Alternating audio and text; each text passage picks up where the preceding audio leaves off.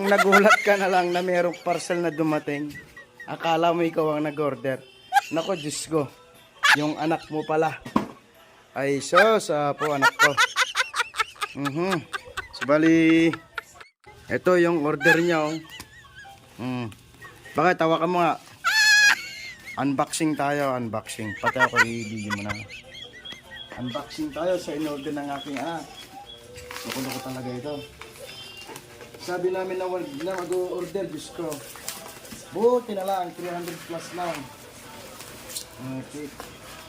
Ano naman itong order? Dinosaur. Sos. Okay naman. Talaga naman, anak mo. Talaga marunong na. O, ayan. TikTok. Baka naman, bigyan mo naman ng ano yan. Basta, ano ba yan? Confirmation naman. Na kung sino yung mag-order.